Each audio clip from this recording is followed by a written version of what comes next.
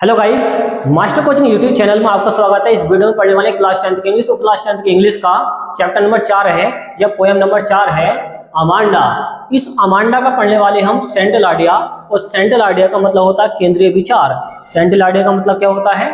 केंद्रीय विचार। इस पोएम के बारे में विचार किया जाएगा कि ये जो पोएम है क्या समझाना चाहती है। तो देखिए, इसको या इसके ट्रांसलेशन को समझने के लिए आपको कुछ इसके मीनिंग याद होने चाहिए, जिससे कि आपका ट्रांसलेशन समझ में आ जाएगा इंग्लिश टू हिंदी में। तो ट्रांसलेशन है, इसका ट्रांसलेशन देखें कि दिस पोएम, यह जो पोएम है अबाउट के बारे में है। ये जो पोएम है किसके बारे में है? अमांडा। देखिए, अमांडा जो है छोटी सी लड़की है। इस अमांडा के बारे में ये पोएम बताई गई है। इमेजिनेटिव नेचर, उसके काल्पनिक प्रकृति के बारे में बताई गई है कि वो दिमाग से मतलब काल्पनिक तरीके से क्या सोचती है, उसके विचारों को बताया गया है। द पोएट जो कवि हैं प्रेजेंट्स अ चाइल्ड्स, वर्तमान के प्रेजेंट्स अ चाइल्ड्स, बच्चे के वर्तमान व्यूज, विचारों को थ्रू के माध्यम से बताते हैं। अमांडा के जो पोइट हैं, जो कवि हैं, वो बच्चों के विचारों को बताते हैं अमांडा के माध्यम से। द ग्रेटेस्ट वेल्थ, सबसे बड़ा वेल्थ, जो धन होता है। देखिए, जो बच्चे हैं उनका जो सबसे बड़ा धन होता है, क्या होता है? दैट चाइल्ड, बच्चों का। वॉन्ट्स, वो चाहते हैं टू पजेसिस, अधिकार रखना। जो बच्चे हैं वो अधिकार रखना चाहते हैं खुद के ऊपर। इस पर, इस फ्रीडम, अपनी आज़ादी पर। देखिए, जो बच्चों की आज़ादी होती है वो अपनी आज़ादी पर क्या करना चाहते हैं? अधिकार रखना चाहते हैं। एंड और अ चाइल्ड, एक जो बच्चा होता है, नेवर, वो कभी नहीं, लाइक्स, पसंद करता है। एक बच्चा कभी नहीं पसंद करता है क्या? कॉन्स्टेंट नेगिंग, लगातार ताने मारने को। अगर उस बच्चे को लगातार ताने मारता कोई कि ये काम करो वो करो, तो इस तरीके से उस बच्चे को बुरा लगता है। तो लगातार ताने मारने को वो क्या करता है? ना पसंद करता है। नेवर लाइक्स, वो कभी पसंद नहीं करता है। अनवांटेड, अनचाहे, तो अनचाहे ताने मारने को वो कभी नहीं पसंद करता है। अनवांटेड का मतलब होता है अनचाहे। आगे बताया गया है इंस्ट्रक्शंस, अनचाहे इंस्ट्रक्शंस, निर्देशों को। अगर उसको निर्देश देता है कोई अनचाहे, तो उसे भी वो पसंद नहीं करता है। कौन? बच्चा।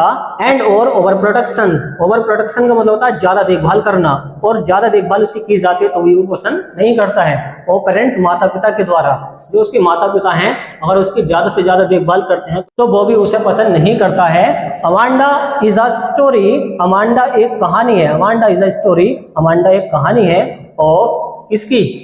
अ यंग गर्ल, एक छोटी सी लड़की की। हु, जो इज कॉन्स्टेंटली, जिसे लगातार कंट्रोल्ड, नियंत्रणों में रखा जाता है। पेसिव वॉइस बना रखा है, उसे लगातार नियंत्रणों में रखा जाता है। एंड इंस्ट्रक्टेड, और उसे निर्देश दिए जाते हैं कुछ काम के लिए, या ताने मारे जाते हैं। टू डू, कुछ करने के लिए। वन थिंग, किसी भी एक चीज को करने के लिए उसे बार बार ताने मारे जाते हैं।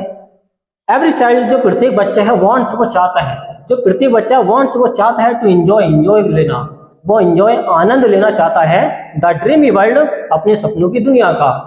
ऑफ हिज चाइल्डहुड, अपने बचपन की सपनों की दुनिया का आनंद लेना चाहता है। कौन? प्रत्येक बच्चा। तो इसके कुछ इंपॉर्टेंट आपको अगर ये मीनिंग याद हो गए हैं, जैसे कि इमेजिनेटिव होता काल्पनिक, नेचर होता प्रकृति, प्रेजेंट्स होता वर्तमान, चाइल्ड्स बच्चे, ग्रेटेस्ट सबसे बड़ा, थ्रू होता के माध्यम से, नेगिंग होता ताने मारना, अनवांटेड अनचाहे, पजेसिस अधिकार रखना, पेरेंट्स माता पिता, ओवर प्रोटेक्शन होता है ज्यादा देखभाल करना, इंस्ट्रक्शन होते हैं निर्देश, एवरी प्रत्येक, एंजॉय आनंद लेना, ड्रीमी वर्ल्ड सपनों की दुनिया। तो इस तरीके से अगर ये सारे आपके मीनिंग याद हो गए तो आप क्या कर सकते हैं? इसका ट्रांसलेशन कर सकते हैं और इसका हिंदी मतलब भी समझ सकते हैं। Hello guys, master coaching YouTube channel में आपका स्वागत है। इस वीडियो में पढ़ने वाले क्लास 10th की इंग्लिश और क्लास 10th की इंग्लिश का चैप्टर नंबर 2 है, या पोएम नंबर 2 है फायर एंड आइस। और इसके जो राइटर हैं, जो पोइट हैं, वो है रॉबर्ट फ्रॉस्ट। और देखिए, इसका हम ट्रांसलेशन कैसा करते हैं इंग्लिश टू हिंदी में, स्टेप बाय स्टेप समझिए। और इसके जो मीनिंग है हम पहले ही लिख चुके हैं, आप ये याद कर सकते हैं नोट करके। तो देखिए इसका ट्रांसलेशन। फायर एंड आइस, आग और बर्फ, इज अ शॉर्ट पोएम, एक क्या है? एक शॉर्ट पोएम है। फायर एंड आइस एक शॉर्ट पोएम है रॉबर्ट फ्रॉस्ट की, या रॉबर्ट फ्रॉस्ट के द्वारा जो लिखी गई है, ये इनकी एक शॉर्ट पोएम है। इन दिस पोएम, इस पोएम के अंदर द पोइट जो कवि हैं, द पोइट जो कवि हैं, कवि कौन है? रॉबर्ट फ्रॉस्ट है। ये क्या बताते हैं? रेफर्स टू, ये वर्णन करते हैं, कौन वर्णन करते हैं? Robert Frost. जो रॉबर्ट फ्रॉस्ट है ये वर्णन करते हैं, क्या वर्णन करते हैं? टू प्रेडिक्शंस, दो भविष्यवाणियों का। इन्होंने दो भविष्यवाणी दी हैं, क्या दी हैं वो बताएंगे। Of how the world will and, कि संसार का कैसे अंत होगा, विल होगा, तो संसार का कैसे अंत होगा ये वर्णन करते हैं अपनी भविष्यवाणी के अंदर। हम से कुछ कहते हैं, कुछ लोग क्या कहते हैं? इट विल एंड, इसका अंत हो जाएगा। इसका कैसा अंत हो जाएगा? इन फायर, आग से। वेयराज, और कुछ लोग जबकि, वेयराज का मतलब होता है जबकि, क्या होता है इसका मतलब? जबकि,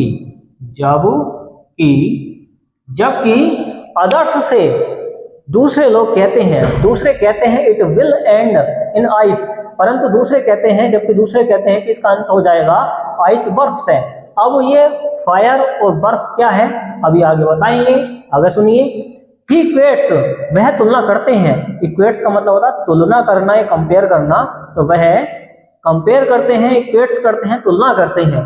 क्या करते हैं? देखिए ये सेंटेंस समझिए, थोड़ा दिमाग लगाओ यहाँ पे। सब्जेक्ट आगे बढ़ के आगे फर्स्ट फॉर्म बन गया प्रेजेंट का इंडेफिनिट, तो ही इक्वेट्स वो तुलना करते हैं। कौन तुलना कर रहे हैं? Robert Frost. Fire with desire, जो फायर है वो इच्छाओं को दर्शाती है, वो ये तुलना करते हैं। एंड आइस, जो बर्फ है, विद हेट, वो नफरत को दर्शाता है। ये जो तुलना कर रहे हैं, इन्होंने जो तुलना करी है, ये बताया इन्होंने कि जो फायर है, आग है, जो फायर है, आग है, वो इच्छाओं को दर्शाती है कि इच्छाओं की वजह से हम इस पृथ्वी का अंत कर देंगे। एंड आइस, और बर्फ, जो बर्फ दर्शाता है, वो दर्शाता है किसको? नफरत को, नफरत को दर्शाता है। आगे बताएंगे इसकी फुल वाली डिटेल कि टू फुलफिल, पूरा करने के लिए, फुलफिल पूरा करने के लिए, हिज डिजायर, अपनी इच्छाओं को, अपनी इच्छाओं को पूरा करने के लिए। कौन? हम लोग, इंसान है। द मैन, जो व्यक्ति हैं, विल एक्सप्लॉइट, वो शोषण करते हैं। आप देखिए शोषण क्या होता है, हम जब किसी चीज का यूज करते हैं तो वो शोषण होता है, एक्सप्लॉइट। जैसे कि ईंधन का यूज करते हैं, जैसे कि ईंधन का यूज करते हैं, या लकड़ी का यूज करते हैं, या वनों की कटाई करते हैं, तो हम इसका क्या कर रहे हैं? शोषण कर रहे हैं, एक्सप्लॉइट कर रहे हैं। तो एक्सप्लॉइट करने से, अपनी इच्छाओं की वजह से पृथ्वी का अंत हो सकता है, और हो भी रहा है थोड़ा थोड़ा करके। द नेचुरल रिसोर्सेज, प्राकृतिक स्रोतों का हम क्या करते हैं? शोषण करते हैं। द नेचुरल रिसोर्सेज, प्राकृतिक स्रोतों का हम क्या करते हैं? शोषण करते हैं, उनको खत्म कर रहे हैं अपने लिए, अपने लाभ के लिए, अपने लालच के लिए। विच रिजल्ट, जिसका परिणाम होगा, जिसका रिजल्ट आएगा, जिसका परिणाम होगा, क्या परिणाम हो जाएगा? इन दी एंड, अंत होने का। अब यहाँ पे केस समझें, देखिए यहाँ पर ये दी है और इसको बोलेंगे दी, क्योंकि ये आया है वोवेल से पहले, ए आई ओ यू ई, ये 5 जो लेटर हैं, इससे पहले इसको दी पढ़ा जाता है, और बाकी के साथ इसको पढ़ा जाता है दा। जो बाकी 21 बचे आपके पास कॉन्सोनेंट, उसके साथ इसको दा पढ़ते हैं, और इनके साथ पढ़ते हैं इसको दी। तो ये केस ध्यान पे रखना। तो यहाँ पे पढ़ेंगे आप, जिसका रिजल्ट आएगा इन दी एंड, इन दी एंड, अंत होने का, अंत होने का रिजल्ट आएगा, ये परिणाम आएगा ऑफ द वर्ल्ड, संसार के, ऑफ द वर्ल्ड, संसार के। ओके, तो इसको क्या पढ़ना? आपको दी पढ़ना है यहाँ पर, क्योंकि वो भी लाया है। ऑन अदर हैंड, दूसरी तरफ, यहां से लेकर यहां तक इसका पूरा मीनिंग है। ऑन अदर हैंड का मतलब दूसरी तरफ, क्या? दूसरी तरफ। ड्यू टू, के कारण, हेट, नफरत के कारण। अभी नफरत किसको दर्शा दिया था? इसको, आइस को। नफरत के कारण क्या हो सकता है कि द टेररिज्म, जो आतंकवाद है, आतंकवाद का मतलब होता है किसी को लूट लेना या फिर संविधान के अकॉर्डिंग न चलना, वो आतंकवादी कहलाता है। तो द टेररिज्म, जो आतंकवाद है, विल टेक, वो क्या हो जाएगा? प्लेस, स्थान ले लेगा। विल टेक प्लेस, स्थान ले लेगा। किसका स्थान ले लेगा? एंड कॉजेस, और कारण बन जाएगा। क्या बन जाएगा? कारण बन जाएगा। द एंड ऑफ, अंत होने का, द वर्ल्ड, संसार के। तो ये बताना चाह रहे हैं जो हेट है, नफरत है, इस नफरत की वजह से आतंकवाद बढ़ रहा है। इस आतंकवाद की वजह से क्या हो सकता है? इस संसार का अंत हो सकता है। इन्होंने ये प्रेडिक्शन किया है, भविष्यवाणी की है, क्योंकि आतंकवाद काफी बढ़ रहा है आज के युग के अंदर। तो इसी बात को इन्होंने बताया है प्रेडिक्शन में, अपनी भविष्यवाणी में। तो फ्रेंड्स, इस तरीके से आप इसका क्या कर सकते हैं?